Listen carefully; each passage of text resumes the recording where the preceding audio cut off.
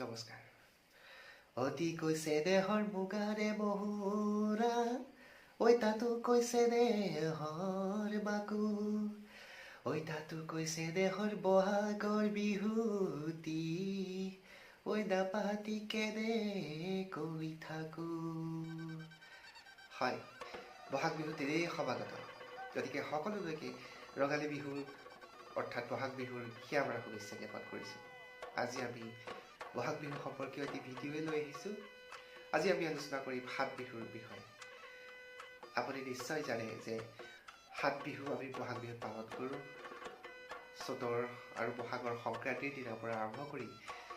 বহাগ মাহৰ 6 তাৰিখলৈকে সাত বিহু পালন কৰা হয় এই সাতটি বিহুটো কি আজি আমি সেই বিষয়ে এই ভিডিঅ'টিত আলোচনা কৰিম তেতিয়াহ'লে আহক আৰম্ভ কৰোঁ আজিৰ ভিডিঅ'টি প্ৰথমে আহক সাত বিহুৰ কোনদিনাখন কি বিহু পালন কৰা হয় সেই বিষয়ে আমি জানি লওঁ চ'ত আৰু বহাগৰ সংক্ৰান্তিৰ দিনা গৰু বিহু পালন কৰা হয় সেই কথা সকলোৱে জানে মানুহ বিহু পালন কৰা হয় বহাগৰ 1 তাৰিখ আৰু তাৰ পিছদিনাখন বহাগৰ 2 তাৰিখে পালন কৰা হয় গোঁসাই বিহু বহাগৰ 3 তাৰিখে পালন কৰা হয় তাঁতৰ বিহু বহাগৰ 4 তাৰিখে পালন কৰা হয় নাঙলৰ বিহু বহাগৰ 5 তাৰিখে পালন কৰা হয় চেনেহী বা জীয়ৰী বিহু আৰু বহাগৰ 6 তাৰিখ অৰ্থাৎ সাত বিহুৰ শেষৰ দিনা পালন কৰা হয় চেৰা বিহু বা বহুতে ইয়াক এৰা বিহু বুলি কয় এতিয়া আহক আমি এই সাতটি বিহুৰ কিছু বিশেষত্ব জানিম প্ৰথম বিহুটো হৈছে গৰু বিহু চ'ত আৰু বহাগৰ সংক্ৰান্তিৰ দিনা এই বিহু পালন কৰা হয় গৰু বিহুটো আমি কিয় পালন কৰোঁ গৰুক আমি কিয় ইমান ওপৰত স্থান দিওঁ এই কথা নিশ্চয় সকলোৱে বুজি পাব কাৰণ অসম হৈছে কৃষিভিত্তিক ৰাজ্য ভাৰতৰ কথাই ক'লোঁ বা ভাৰতেই কৃষিভিত্তিক দেশ কিন্তু আমি যিহেতু অসমৰ বিহুৰ কথা কৈ আছোঁ সেইকাৰণে অসম বুলি কৈছোঁ অসম হৈছে কৃষি প্ৰধান ৰাজ্য আৰু এই কৃষি প্ৰধান ৰাজ্যত গৰুৱে হৈছে কৃষিৰ মূল সম্বল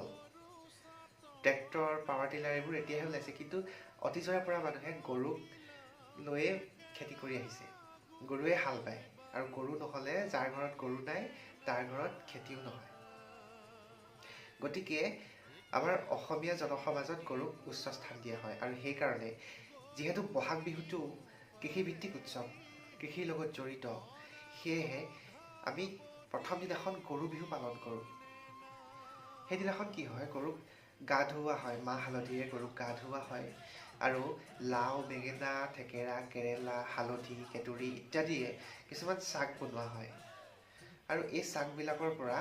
লাও বেঙেনা কেৰেলা আদি গৰু গালৈ দলিয়াই কোৱা হয় লাও খা বেঙেনা খা বছৰে বছৰে বাঢ়ি যা মাৰ সৰু বাপেৰ সৰু তই হবি বৰ গৰু অৰ্থাৎ গৰুক ডাঙৰ হ'বলৈ আশীৰ্বাদ দিয়া হয় গৰু ঘৰলৈ ঘূৰি অহাৰ সময়ত বিভিন্ন ধৰণৰ বস্তু লগ লগাই জাক দিয়া হয় ইয়াত থাকে তুঁহ মাখিয়তী দীঘলতি বিহলঙনি আৰু এই বিশ্বাস ৰখা হয় যে এই জাগৰ ধোঁৱাই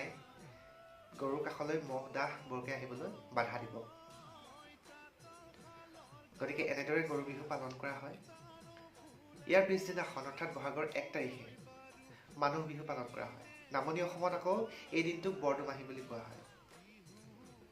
মানুহ বিহুৰ দিনাখন ৰাতিপুৱা মাহ হালধিৰে মানুহে গা ধুৱে আৰু গা ধুই সৰুৱে ডাঙৰক সেৱা কৰে আৰু ডাঙৰে সৰুক আশীৰ্বাদ দিয়ে আৰু এই দিনটোত ইজনে সিজনক মৰমত বিভিন্ন ধৰণৰ উপহাৰৰ আদান প্ৰদান কৰে বহাগ বিহুৰ আটাইতকৈ আকৰ্ষণীয় দিশটোৱে হ'ল হুঁচৰি আৰু এই মানুহ বিহুৰ দিনাখনেই হুঁচৰি গোৱা হয় ইয়াৰ পিছত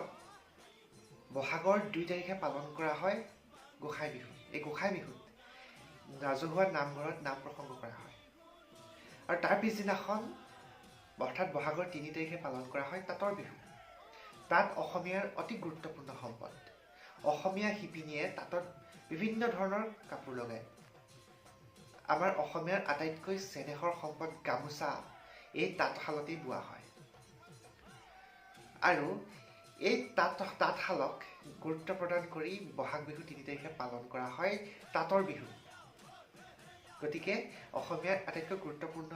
এবিধ সম্পদ তাঁতশাললৈ মই ভাবোঁ ই এটা উপযুক্ত সন্মান তাৰ পিছদিনাখন অৰ্থাৎ বহাগৰ 4 তাৰিখে পালন কৰা হয় নাঙলৰ বিহু ইতিমধ্যে কৈ আহিছোঁ যে অসম কৃষি প্ৰধান ৰাজ্য আৰু এই কৃষি প্ৰধান ৰাজ্যত গৰুৰ লগতে কৃষিৰ আন এবিধ প্ৰধান সম্বল হ'ল নাঙল। নাঙলেৰে আমি মাটি চহাওঁ। অকল গৰু হ'লেই নহ'ব, নাঙলো আমাক লাগিব। কাৰণ নাঙল হ'লেহে আমি মাটি চহাব পাৰিম আৰু সেই চহোৱা মাটিত আমি শস্য ৰোপণ কৰিব পাৰিম। গতিকে নাঙলক উপযুক্ত মৰ্যাদা দি বহাগৰ 4 তাৰিখটোক পালন কৰা হয় নাঙলৰ বিহু হিচাপে। এতিয়া আহোঁ বহাগৰ 5 তাৰিখলৈ। এই দিনটোক চেনেহী বিহু বা জীয়ৰী বিহু বুলি কোৱা হয়। বিশ্বাস অনুসৰি এই দিনটোতে বিয়া দিয়া ছোৱালী মাকৰ ঘৰলৈ ফুৰিবলৈ আহে। এতিয়া বহুতে প্ৰশ্ন কৰিব যে বেলেগ কেইটা দিনত আহিব নোৱাৰে নেকি? আচলতে সেইটো কথা নহয়। বিয়াৰ পিছত স্বামীৰ ঘৰখনেই এজনী ছোৱালীৰ বাবে নিজৰ ঘৰ হয় আৰু বহাগৰ বিহুৰ প্ৰথম কেইটা দিনত আহিবলৈ যথেষ্ট অসুবিধা হয়, যিহেতু বিহুত সকলো ব্যস্ত থাকে। সেইবাবে ধৰি লোৱা হয় যে বহাগৰ 5 তাৰিখ মানলৈ আজৰি হ'ব আৰু নিজৰ মাকৰ ঘৰলৈ আহিব পৰাকৈ। আৰু সেইটো কাৰণে সেই দিনটোকে চেনেহী বিহু বা জীয়ৰী বিহু বুলি কোৱা হয়। আৰু শেষৰ দিনাখন পালন কৰা হয় এৰা বিহু বা চেৰা বিহু। ইয়াক চেৰা বিহু বুলি কোৱা হয় যদিও বহুতে এৰা বিহু বুলিও কয়। আৰু বহাগৰ 6 তাৰিখ 7 বিহুৰ একেবাৰে যিটো শেষৰ দিন, সেই দিনটোত পালন কৰা হয় চেৰা বিহু। ইয়াক বহুতে এৰা বিহু বুলিও কয়।